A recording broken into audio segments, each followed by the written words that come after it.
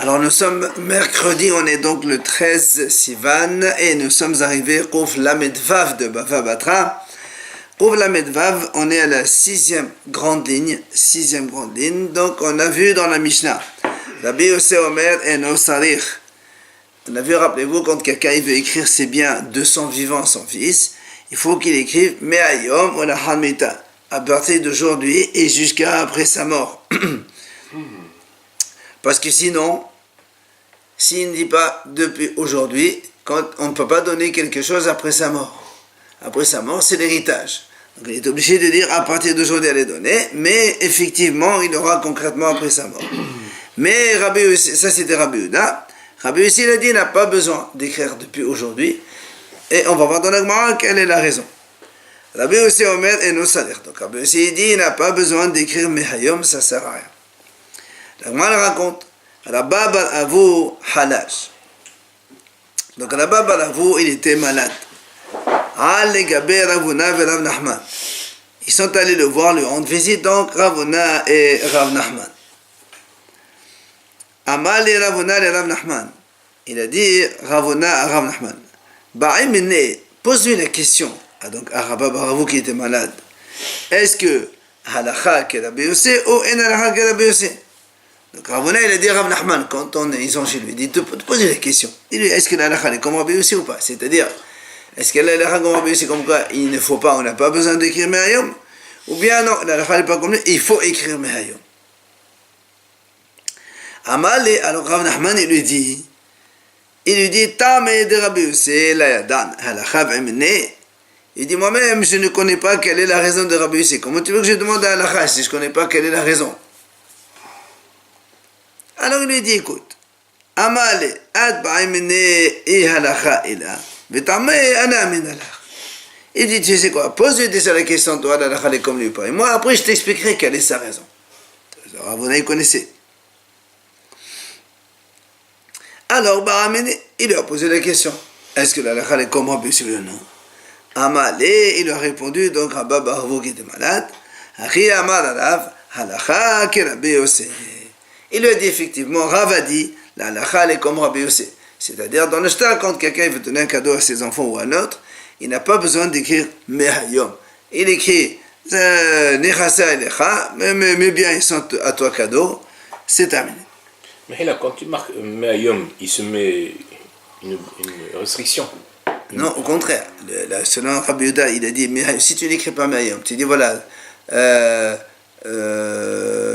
te donne mes biens après ma mort. Après ma mort, on ne peut plus rien donner.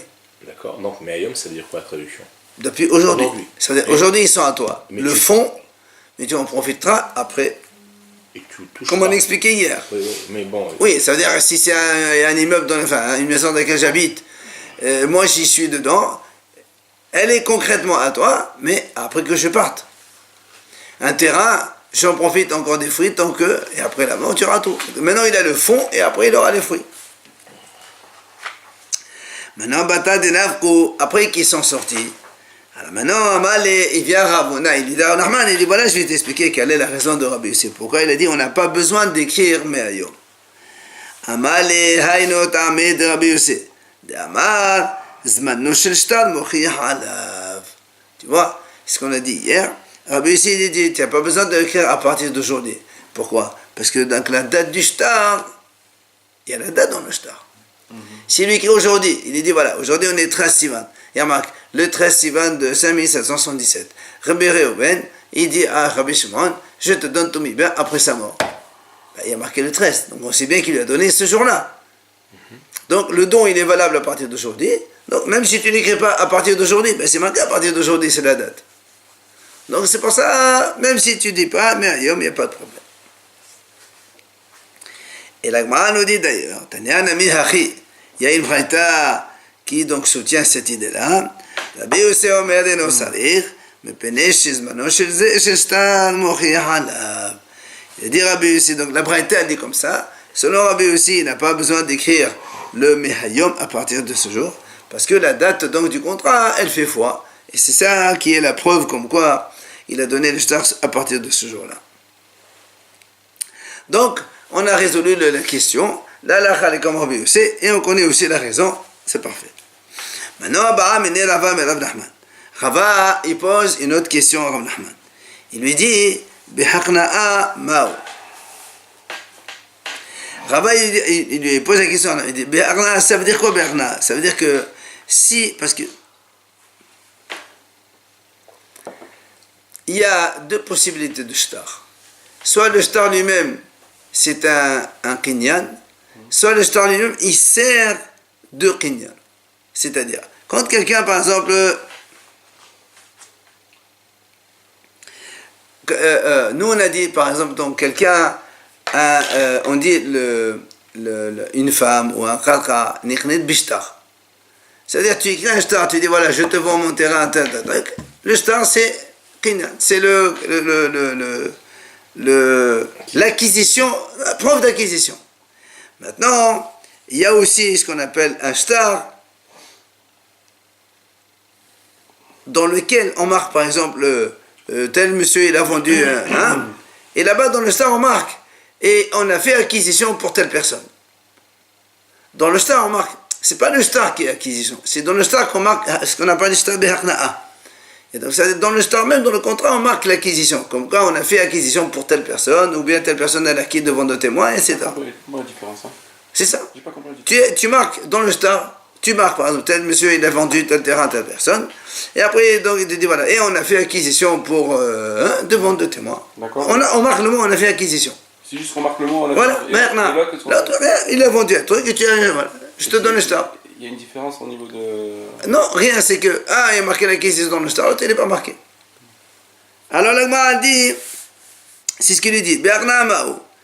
Est-ce que dans Haqna'a, comment on fait? Amalé, il lui a répondu, Bihaqna'a et non salir. Quand on fait un shtar comme ça, on n'a pas besoin d'écrire Mehayom. Alors, le Gemara lui dit, Ra papi Amar, Ikar neta de salir, Ikar neta de la salir. Il vient à papi, il dit non, ça dépend. Ça dépend. Il y a des fois, dans un shtar avec Kinyan, il faut quand même écrire Mehayom. Il y a des fois, il ne faut pas écrire Mehayom. Il nous explique c'est quoi. Il dit comme ça. Alors, Aqniya viqanina mine la salir. Qanina mine viqniya salir. Rapapi dit comme ça. Si dans le shtar on écrit comme ça, c'est-à-dire, on dit comme ça, par exemple, le 1 Réhouven, il dit je veux donner tel truc à un monsieur, ou je vends tel truc à un monsieur, ok? Et à la fin, il y a marqué, et les témoins ils disent, et on a fait acquisition pour telle personne. Donc, dans ce cas-là, il a dit, c'est ça où on dit là, c'est-à-dire, c'est ça. Donc les témoins, ils ont fait acquisition, tu n'as pas besoin d'écrire Mehayom parce qu'il y a la date et ça suffit. Maintenant, si on a un shtar dans le cas, il y a marqué c'est-à-dire, il y a marqué comme ça. Dans le shtar, on marque comme ça. On a fait acquisition pour telle personne qui a voulu vendre ou donner un truc à Réhouven, à Shimon. Alors, dans ces cas-là, là, ici, il faut Mehayom. Ça c'est ce qu'il a dit Rapapi. Maintenant, Matrib Rav Hanina Messoura. Alors il vient Rav Hanina Messoura, il objecte, il n'est pas d'accord avec cette histoire. Pourquoi? Il lui dit, il dit attends, qu'est-ce que tu es en train de... Rapapi, il a donné un cas comme ça, il a dit comme on vient d'expliquer maintenant. Et s'il y a marqué dans cette formulation, on ne fait pas Mehayom, comme ça, et alors il lui dit, écoute, nous-mêmes déjà on ne connaît pas la différence entre les deux. Tu veux que les soprim, les scribes qui écrivent, ils savent ce que c'est, tu crois? Tu ne peux pas donner un truc que les haramim eux-mêmes ne comprennent pas. Et alors le m'a dit en vérité, Shalou les safdé de Abaye biadai, ou safdé de Rabba biadai. Il m'a dit, effectivement, on a été posé la question au scribe qui était au tribunal de Arava, et il connaissait la différence. Et de Abaye, et aussi connaissait la différence. Via Ravuna Balé de la Veshua Amar, Ben Aknaya Vikanina Mine, Ben Kanina Mine Vernia La Sadir. Il a dit, lui Ravuna, il dit, écoute, dans tous les cas, quand il y a marqué acquisition dans le shtar, soit elle est marquée après l'événement, soit on la marque avant l'événement, et bien dans tous les cas, on n'a pas besoin d'écrire Mayom. Pour lui, il y a marqué acquisition, c'est valable pour tout. Par contre, il lui dit il dit par contre, c'est quoi la mahloket? C'est quand les témoins ils écrivent comme ça. Il dit les témoins ils mentionnent juste les faits sans marquer le mot acquisition. C'est là où il y a mahloket. D'accord? C'est là où on a mahloket Rabbi Yehuda Rabbi. C'est comme il dit il faut écrire Mayom et l'autre il dit il ne faut pas écrire. C'est ce qu'on a dit nous. Amar Rav Kahana. Il vient Rav Kahana, il dit Amrita lishmata kameh de Rav Zavid ben Herdia. Donc j'ai dit tout cet enseignement devant Rav Zavid ben Herdia. Dama il m'a dit Atun hachim matnitola. Vous, donc, vous avez étudié ce passage donc, de cette manière qu'on vient de voir nous. Anan hachim matninala. Nous, on l'a étudié dans une autre version. C'est quoi? Amar Rava, Amar Nahman. Parce que nous, quand on a étudié, on a dit, Rava, il a posé la question à Rav Nahman. Il lui a répondu. On a vu un papier tout le monde. Et lui, il dit non. Ici, Rava, il dit comme ça. Amar Rava, Amar Nahman. Be'arna'a eno sadich. Quand il y a dans l'acquisition, dans le contrat, dans ces cas-là, on n'a pas besoin d'écrire Mehayom. Ben aqniya ve'qanina meneh, ben qanina meneh ve'aqniya. La sadich. Dans tous les cas, qu'il écrive l'acquisition avant ou après, c'est exactement pareil. On n'a pas besoin. La mahloket c'est quand les témoins ils mentionnent les faits sans écrire le mot acquisition. C'est là où il y a le mahloket. Enfin, tout à l'heure on a vu en question-réponse. Là on a vu en enseignement direct de Rava qui a dit voilà ce qu'on a enseigné. Alors on rappelle maintenant la deuxième idée de la Mishnah. Hakotev nechasav livno le'achar moto. On a dit comme ça. Si quelqu'un, il a écrit ses biens à son fils, comme on a dit, par exemple, quelqu'un, il a une maison, un monsieur, il habite dans une maison, il dit, voilà, je donne ma maison à mon fils, mais après sa mort. Rappelez-vous, on a dit, quand la Mishnah dit comme ça, le père, il ne peut pas vendre, parce que le fonds, il appartient au fils. Et le fils ne peut pas vendre, parce que la jouissance, elle est au père. Et on a dit dans la Mishnah, si le père il a vendu, d'accord, la vente elle est valable, c'est-à-dire l'acheteur qui a acheté, il peut habiter dans cette maison, c'est le profit, jusqu'à Shiamout, quand le père il meurt, c'est terminé, elle va au fils, puisque le fils il récupère tout totalement après la mort du père.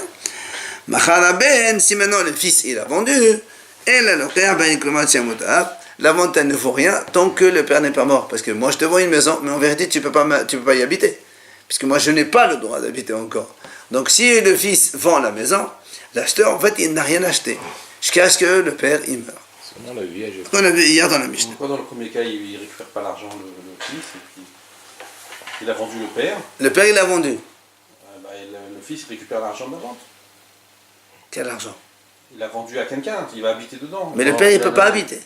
Le père il ne peut pas vendre, c'est pas lui, il a déjà donné cadeau à son fils cette maison. Mais on a dit il a fait. Très bien. Mais est-ce que moi je peux vendre ta maison? Non mais l'argent. Moi je peux vendre ta maison? Non mais elle appartient au fils, il a donné à son fils. Ta maison elle est à toi, moi je peux la vendre? Non. Alors celui qui l'achète, il n'a rien acheté tant que le contrat est dit c'est après la mort du père que le fils est à prendre.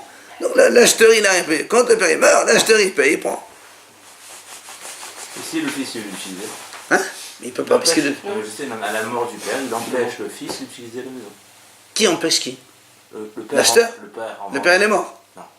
Et en vendant à une tierce personne, Oui. il empêche le fils d'utiliser le bien Mais après non. sa mort. Le père il a déjà donné la maison à son fils. Aujourd'hui. Donc la maison elle appartient au fils après la mort du père. Donc dès que le père il meurt, la maison elle est au fils. Il n'y a plus personne qui peut la prendre. C'est à moi. Il a dit si le père vend. Il vend à quelqu'un. Il vend son usage. Oui. Il vend à quelqu'un. Oui. On dit ça marche. Ça marche. C'est-à-dire que l'acheteur, il peut rester habité dans cette maison jusqu'à la mort du père. Il vient le fils, il dit monsieur, c'est à moi, sors de là. C'est ma maison. Jusqu'à la mort du père. Évidemment. On a dit. Alors, viens l'agma a dit Hakotev lechasav livno le'achamoto. Itma,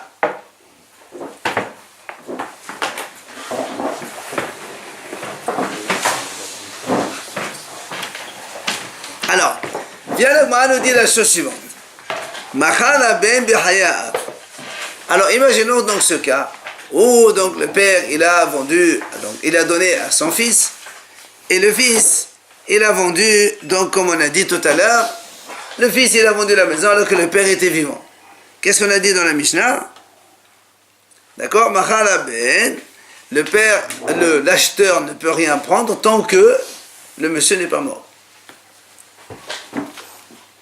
Alors il dit la Gemara, si maintenant, Machala ben bihayaav, ou Meta ben bihayaav, Yaakov, il a donné sa maison à Réhouven, son fils. D'accord? Donc après, Yaakov, il habite dedans. Après la mort de Yaakov, Réhouven, il apprend, c'est à lui. Entre-temps, Réhouven, il a vendu. Alors que Yaakov, il était encore vivant. Nous, on a dit, Hazakouba, celui qui a acheté, il ne pourra rentrer dans la maison qu'après la mort de Yaakov. Très bien. On a dit, si maintenant, Réhouven, il a vendu. Et Réhouven, il est mort avant Yaakov. C'est-à-dire que Yaakov, il a fait un cadeau à quelqu'un que maintenant il est mort. Alors là, moi, a dit, Omet Abel Hayab, Amar Rabbi Yohanan, Lokana. Hein? C'est pas au fils après? Quel fils? Non, de Réhouven. Non, pour l'instant, on ne parle pas d'héritage. Lui, le fils, il a vendu à un acheteur. Il a vendu de son vivant. Rabbi Yohanan, est-ce que l'acheteur, ce qu'il a acheté, c'est valable ou c'est pas valable? Oui, mais il a acheté, il a acheté un terrain qui appartiendra à Réhouven après la mort de Yaakov. Mais si Réhouven il est mort avant Yaakov, le terrain il n'est pas à Réhouven déjà. Parce que Yaakov il a donné le terrain à Réhouven cadeau après sa mort. Or Réhouven il est mort avant, il n'y a plus de cadeau. Réhouven il n'a pas de cadeau. Moi je peux donner à quelqu'un, parce que je dis à tel monsieur je veux t'offrir un cadeau, demain il est mort, et le cadeau il est à personne, il est à moi, il revient chez moi. Je ne l'ai pas encore donné. D'accord? Amar Rabbi Yohanan, hein? J'ai rien donné. Je suis dans la maison. J'habite. La maison lui appartiendra après. Entre-temps, celui qui est parti. Mais comment il a pu la vendre alors si tu veux pas dire? On a le droit. Quelqu'un, il achète. Il lui dit, voilà, je te vends ma maison, cette maison-là, dans laquelle mon père fit, et sache que tu l'auras donc dès la mort du père. L'autre, il accepte. C'est ce qu'on appelle les viages. Réhouven, maintenant, quand le père il meurt, il récupère la maison. Qui récupère? Ah ben, celui qui a acheté. Très bien. Amar Rabbi Yohanan, lo kana lo kheya. Rabbi Yohanan dit non, monsieur, l'acheteur, il n'a rien acheté. Mais, Resh Lakish amar kana lo kheya. Resh Lakish dit non, il a acheté. L'acheteur, il a acheté, c'est bon. On va expliquer pourquoi. Rabbi Yohanan amar lo kana lo kheya. Rabbi Yohanan dit comme ça, l'acheteur, il n'a pas acheté. Il n'a pas acquis. Pourquoi? Kenyal perod qui connaît un gouffre damé. Rabbi Yohanan, il a un principe. Quand on a les fruits, c'est comme si on a encore aussi le corps de la chose. Ce monsieur père-là, il profite donc du fruit de cette maison. Il habite dedans.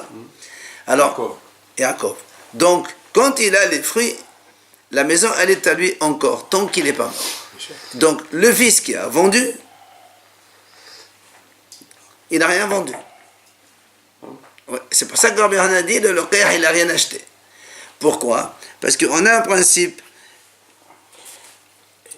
Quand moi, je profite, j'ai un terrain, d'accord? J'ai un terrain. Je fais cadeau de mon terrain à mon fils, et après la mort, donc, mais moi, je profite du terrain jusqu'à, ok? Parce que je mange les fruits. Rabbi Yohanan, il dit, quand quelqu'un, il mange les fruits d'un terrain, le terrain, il est encore à lui.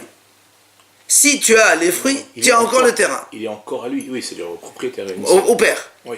Donc si tu as les fruits, tu es considéré posséder aussi le terrain. Oui, c'est ça. Donc, même si tu as dit, je donne le terrain à son fils après sa mort, pendant ce temps-là, le terrain, il n'est pas au fils. Donc en fait, le fils, il a vendu zéro. Il n'a rien. Le fils, il a vendu zéro. Du coup, l'acheteur, il n'a rien. C'est ce que dit Rabbi Yohanan. Pourquoi quand il meurt le père du coup Parce que lui, quand il meurt le père, ça va revenir. Voilà. Quand il meurt le père, il a dit, s'il meurt, il meurt, tout appartient au fils. Oui. Ça y est, maintenant le fils, il fait ce qu'il veut avec. Il a les fruits, il a la maison. Il n'a pas acquis, on a dit, juste avant. Ça, s'il est mort avant. Parce qu'on est en train de parler que le fils, il est mort avant. Et pourquoi on fait une distinction entre terrain et fruits avant la mort? C'est la même chose que maison et location. C'est la même chose. Il y a une maison, je profite des fruits, j'habite dedans. Ou j'ai un terrain, je profite des fruits, je mange des fruits. C'est exactement pareil.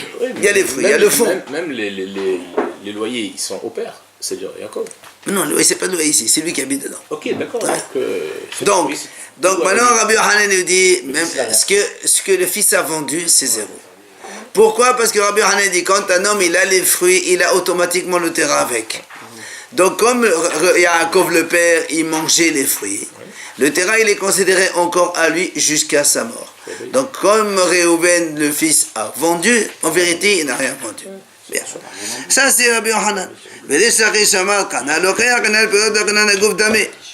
Lakish dit non, pas du tout monsieur. Le Lokéar il a acheté, il a acquis. Pourquoi? Parce que Kenan Perot c'est l'eau que n'a. Quand il y a les fruits, tu n'as pas le terrain. La preuve, c'est que Yaakov, il a donné le terrain à son fils. Il n'a que les fruits dans ce terrain. Donc, Réhouven, le fils, il peut très bien vendre le terrain. D'accord? Donc, après la mort de Yaakov, le Lokéar, il continue à posséder le terrain. Il prend son terrain. D'accord? Mahlok Rabbi Yochanan, Rish Lakish. Rabbi Yochanan dit, le Lokéar, il a acquis. Il n'a pas acquis, pardon. Parce que quand on a les fruits, on a aussi le terrain avec. Et Rabbi Lakish dit non. Alors vient le Gemara poser une question. On m'a dit pourtant, on a vu déjà cette mahlok entre Rabbi Yochanan et Rish Lakish. Déjà, précédemment, on a déjà vu. Pourquoi on recommence une seconde fois? Où c'est qu'on a vu ça? Dites-moi. Moi j'ai un terrain. D'accord? J'ai un terrain. Ça ne me dit rien d'aller travailler paysan, agriculteur. Je trouve quelqu'un qui dit, tu veux travailler dans mon terrain? Je ne te vends pas le terrain, je te vends location.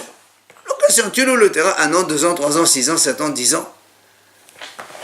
Pour tant de loyer, et toi tu fabriques, tu travailles, tu as tes fruits, tu exploites le terrain, tu fais ce que tu veux. Bien.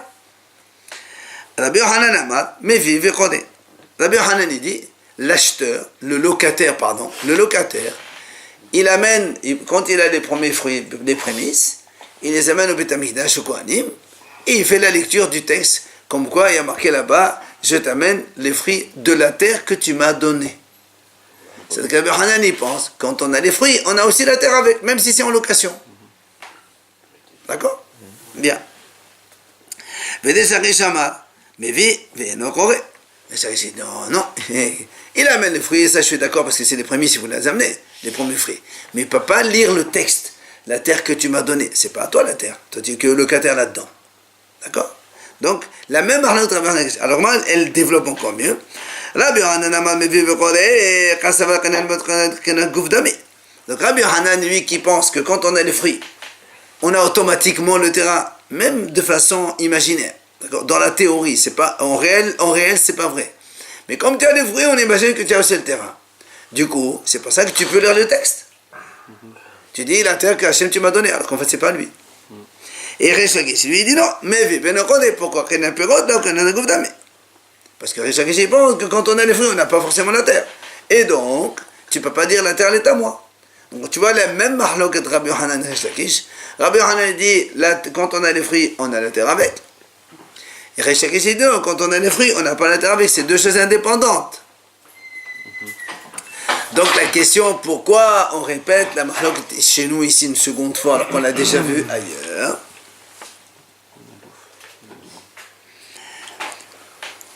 Amalach Rabbi Yochanan. Allez, il vient et te répond Rabbi Yochanan. Il te dit, Rabbi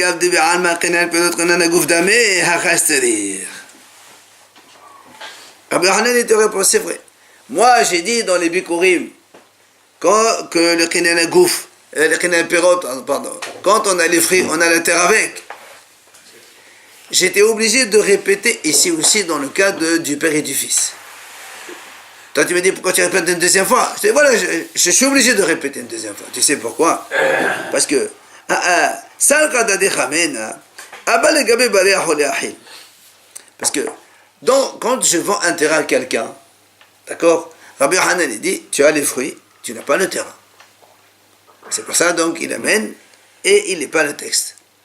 Alors tu vas me dire maintenant le père qui a vendu à son fils, il a donné la maison à son fils après sa mort, donc le fonds il est au fils et les fruits sont au père.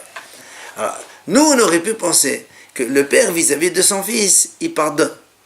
C'est-à-dire, il considère que, même si lui, il a les fruits maintenant, la maison, elle est déjà au fils. Et que la maison, quand le fils, il la vend, même s'il est mort avant le père dit, c'est pas grave, c'est mon fils, c'est pas grave, qu'il vende, il prend l'argent, c'est à lui. J'aurais pu penser cela. C'est pour ça que Rabbi Hanan il dit, non monsieur, même ici, dans le cas père-fils, on ne dit pas que le père, il est mohel. Le père, il a le fruit, il a aussi le terrain. Du coup, le fils, il a vendu 0, du coup, il n'y a pas d'acquisition. Il a été obligé de te le dire parce que sinon, je me serais trompé.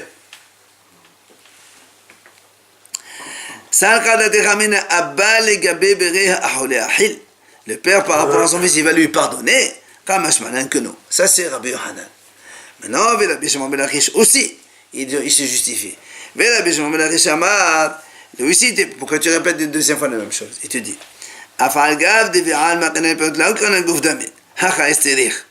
donc Rabbi Shimon ben Lakish lui dit, il a dit le contraire. Dans l'Épicourim, qu'est-ce qu'il a dit? Un homme, il amène et il lit le texte. Pourquoi? Quand on a les fruits,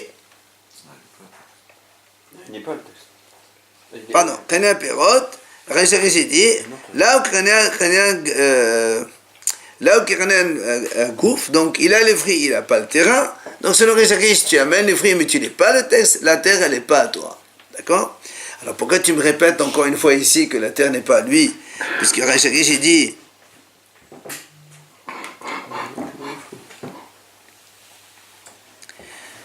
pourquoi tu répètes ici aussi les mêmes choses que quand on a les fruits? Le père qui a les fruits n'a pas la terre. Et donc le fils, quand il a vendu la terre, la vente elle est bonne parce que la terre elle appartient au fils. Pourquoi tu répètes une deuxième fois la même chose? Et tu dis non, c'est-à-dire on a besoin. Tu sais pourquoi? Parce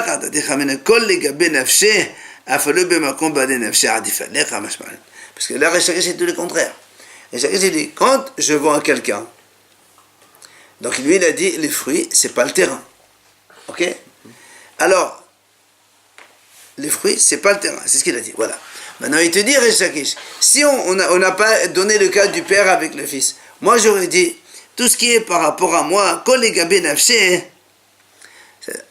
je suis moi avec un acheteur, on a dit, les fruits, c'est pas la terre. N'est-ce pas? Puisque j'ai les fruits, mais j'ai pas la terre. Mais il dit, par rapport à ici le père, quand c'est son terrain, sa maison à lui ou son terrain à lui, même vis-à-vis de son fils, il se préfère à lui plutôt que son fils. Il se préfère. Et donc, on va se dire que le père, quand il a donné le terrain à son fils après sa mort, en vérité, il a rien donné. Il garde des fruits comme le terrain pour lui jusqu'à la mort. On aurait pu se tromper et dire dans ces cas-là que les fils ne peuvent pas vendre. C'est pour ça que j'ai dit non, même ici aussi on dit, comme malin, que si le fils il a vendu, alors ça marche. Et s'il y a plusieurs frères, le fait d'avoir dit ça avant sa mort? Ah non, ça change tout là. Non, Parce que s'il a donné à un frère, lui il a donné cadeau à un des enfants, même s'il y a deux frères, si le père décide que c'est à lui, c'est à lui. Oh. Donc le cadeau avant la mort, il est... Rabbi Hanan ben Bedoqad, où il est au chaud. Celui qui est apte à hériter, on peut donner ce qu'on veut. En plus, il donne de son vivant. Mais ailleurs. Alors, vient la Gemara poser alors une question. Ça, c'est un cas qu'on a vu. Et à partir de ça, on va poser une grosse question. Et TV, on objecte. Alors, Rabbi Hanan, il objecte à Rish Lakish. Alors, on a vu... La Braïta dit comme ça. Si un homme qui est mourant, il est malade, il lui dit à Réhouven, Nechasai lecha, je te donne mes biens. À son fils. Non, un X, qu'importe. Non, pardon, pas son fils pour l'instant. Nechasai lecha, je te donne mes biens. Et toi, après ta mort, ça ira chez quelqu'un d'autre. Par exemple, il dit, voilà, à Réhouven. Monsieur, il dit, je te donne mes biens à Réhouven. Après ta mort, c'est Shimon qui prend. Après Shimon qui meurt, c'est Lévi qui prend. C'est des frères? Non, c'est étranger. Réhouven, Shimon, Lévi. On a vu ce cas. Alors, la Gemara dit là-bas, Maître Rishon, si Réhouven meurt, qu'est-ce qui se passe? C'est Shimon qui prend. Kana Sheni. Mais Sheni, quand Shimon il meurt, Kana Sheni, c'est Lévi qui prend. Ça, c'est le cours normal des choses. J'ai un immeuble, je le donne à Réhouven. Réhouven il meurt, ça va à Shimon. Shimon il meurt, ça va à Lévi, c'est ce que j'ai voulu. Bien. Attends. Mais Sheni Behayedeshon. Si maintenant, moi, je donne à Réhouven, Shimon il meurt. Qu'est-ce qu'on fait? La Gemara dit là-bas, Yahzeru Nechassim li Yorshei Rishon. On a dit que l'immeuble, il revient aux héritiers du premier. Il ne va pas au troisième. D'accord? Pourquoi? Pourquoi? Parce que moi, j'ai dit, quand Réhouven il meurt, ils vont à Shimon. Comme Shimon n'existe pas, alors c'est Réhouven qui garde. Réhouven il meurt, ce sont ses héritiers qui continuent. Donc le Shishi, il a pas. Parce que le Shishi, il ne prend que quand il y a la mort de Shimon. Quand Shimon il a les choses, mais Shimon il n'a rien quand il est mort. Du coup, Lévi ne prend rien. Maintenant, la Gemara pose la question. Si on dit, comme on a dit maintenant, selon Rish Lakish, n'oubliez pas, Rish Lakish il dit, Kenan Perot, c'est pas comme le gouffre. D'accord? Kenan Perot, c'est pas comme le gouffre. Tu as les fruits, tu n'as pas le corps de la chose. Quand moi je dis à Réhouven, je te donne cette maison ou ce terrain, et après ta mort, elle ira chez Shimon. Réhouven, il a quoi? Il a les fruits ou il a le corps? Le corps. Non, puisqu'il le donne après sa mort à quelqu'un d'autre. Donc il ne fait que profiter. Réhouven, il n'a que le jouissance de la chose. D'accord? Et donc selon Rish Lakish, quand on a un Perot, c'est pas comme quand on a un gouffre. Alors la Gemara dit, si tu dis comme Rish Lakish, pourquoi Réhouven il donne le terrain à ses héritiers? Réhouven il n'a que les fruits. Alors quand on a les fruits selon Rish Lakish, on n'a pas le corps du terrain. Donc si Shimon y meurt, ben, le terrain il doit revenir au donneur. Le premier. Selon Rish Lakish, c'est la question que Rabbi Hanan lui pose. D'accord? C'est clair. Donc si Shimon meurt, nous on a dit les Réhouven, ils meurent, ils vont à ses héritiers. Donc on a dit pourquoi? Selon Rish Lakish, ça ne doit pas aller aux héritiers. Selon Rish Lakish, Réhouven il n'avait que les fruits du terrain. Il n'avait pas le corps. Donc si Réhouven il meurt, il n'y a pas Shimon à qui donner, eh bien ça doit revenir à celui qui lui a donné ou à ses héritiers. Ça remonte. Question? On a dit si on ne donne pas à Shimon, ça revient à Réhouven. Très bien. Mais nous, la question, ça revient à Réhouven. Pourquoi ça revient à Réhouven? Ça va pas aller vite. Non. Ça doit reprendre. Mais là, celui qui a la quiche.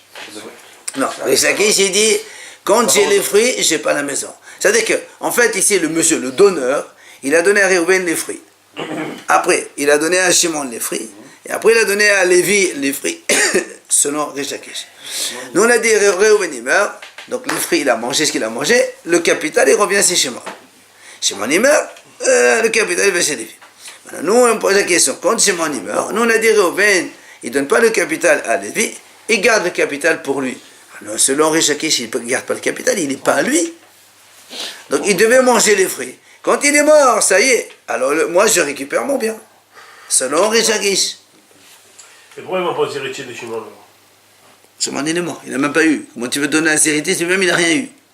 Justement, s'il est mort. Ah, c'est pas du tout. C'est dans la mesure où c'est Non, Shimon, il ne prend qu'à la mort de Réhouven. Réhouven n'est pas mort, Shimon, il est mort. Shimon, il essaie, il saute.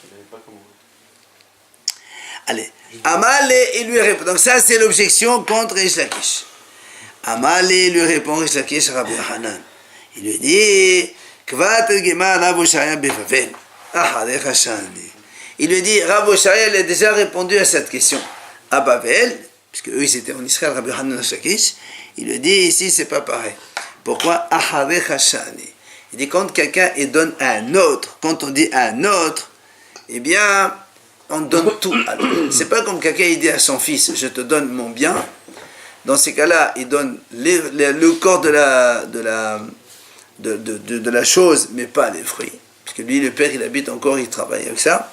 Mais quand on dit Aharecha, après toi, quand il s'est dit je donne ça à Réhouven, et après toi à Shimon, forcément après toi, c'est l'ensemble, le tout. Donc c'est différent. C'est deux choses différentes. Donc il donne tout de suite. Oui. C'est-à-dire que Reuven il meurt, c'est tout qui va à Shimon. Shimon il meurt, c'est tout qui va à Reuven, le corps plus les fruits. C'est pour ça que quand Shimon il est donc mort avant, c'est Reuven qui garde tout, les fruits et le corps aussi. Vechen, Rami Rabba Baravuna Kameh de Rav. A dit effectivement, on a vu la même chose que Rabba Baravuna, il a objecté la même question devant Rav, et Rav il lui a répondu la même réponse. Ah, les Rachani, quand quelqu'un il dit Allah, je te donne ça, et après toi c'est à lui, ça c'est une formule qui veut dire tout je te donne tout, la terre plus ses fruits à toi, et après à l'autre. Donc c'est tout qui va chez l'autre. Donc même Rish Lakish il est d'accord avec ça. Ah, l'Agma dit, pourtant, nous avons une braïta qui dit, Yahzero li orshenoten. Il y a une braïta qui dit, comme nous on a dit, c'est-à-dire que quand Réhouven, moi je donne à Réhouven, je dis après toi c'est Shimon, après toi c'est Lévi. Si Shimon il meurt, Réhouven, il ne donne pas à ses héritiers. Ça revient au donneur. Comme on a dit nous exactement, comme selon Rabbi Hanan, que quand on a les fruits, on n'a pas le terrain avec. Donc Réhouven, quand il avait les fruits, il n'a pas le terrain. Donc quand il est mort, le terrain il remonte chez le donneur. C'est la Braïta qui le dit. Donc c'est une mahlok par rapport à nous. Comment toi tu réponds, tu dis voilà, on a déjà répondu. Quand après toi c'est différent. Mais voilà, on voit ici que c'est après toi c'est pas différent. Moi le dit effectivement.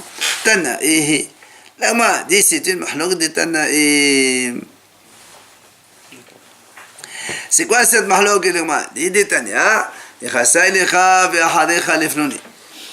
m'a dit une braïta comme ça dit. C'est quelqu'un, il dit à son ami, monsieur, il dit à Réhouven, je te donne mes biens. Après toi, ce sera pour Shimon. Bien. Maintenant, imaginons, moi je dis à Réhouven, par exemple, je donne un terrain. Je dis voilà Réhouven, je te donne un terrain pour toi. Et après toi, ce sera pour Shimon. Qu'est-ce qu'il a fait Réhouven? Et bon, le monsieur, Réhouven, il est rentré dans le terrain, il a travaillé, il a mangé, et il a vendu le terrain. Il a vendu le terrain. L'Agma a dit, Hacheni, le deuxième, il peut se retourner contre les acheteurs. Il dit, monsieur, c'est pas lui. Lui, il avait que les fruits seulement. Il n'a pas la terre. Et donc, la terre m'appartient. Donc, il va chez les acheteurs, hop, il leur saisit le terrain. Ça, c'est Rabbi. Là-bas, Shimon ben Gamliel Omer, et la Shinema Rishon. Et Rabbi Shimon ben Gamliel, qu'est-ce qu'il dit? Non, pas du tout. Le deuxième ne récupère que ce qui reste au premier. C'est-à-dire, s'il avait un seul terrain, il a vendu un terrain, c'est fini pour lui, il n'y a plus rien. S'il avait deux terrains, il a vendu un terrain, il prend le second qui reste. Donc qu'est-ce qu'on voit ici? Justement, c'est Mahlok de Tanaïm. Selon Rabbi, puisque le second, il peut aller saisir les terrains chez les acheteurs, ça veut dire que le premier, Réhouven, il n'avait que les fruits, mais pas les terrains. Et comme il les a vendus, tu n'as pas le droit, donc je te reprends le terrain. Ça, c'est le premier. Le deuxième Tana, Rabbi Shimon ben Gamliel, il dit, au contraire, non, tu as le terrain, tu as le fruit, tu as Hakol, tu l'as. Si tu as vendu, tu as le droit de vendre. Moi, je récupère que ce qui reste. C'est exactement le Mahlok de Tanaïm. Rabbi Shimon ben Gamliel. Un, il dit, quand on a les fruits, selon Rabbi, on n'a pas le terrain avec. Et selon Rabbi Shimon ben Gamliel, quand on a les fruits, on a le terrain avec. Donc, Mahlok de Rabbi Hanan Shaki, c'est Mahlok de Tanaïm. Donc, tu ne peux pas me dire, comment ça se fait ici, nous, on a dit que Ahale Hachan, c'est différent. Et après, tu m'amènes une braïta qui dit tout le contraire. C'est une Mahlok de Tanaïm. Deux Tanaïm, ils ne sont pas d'accord. Et alors, il tranche. On n'a pas tranché ici.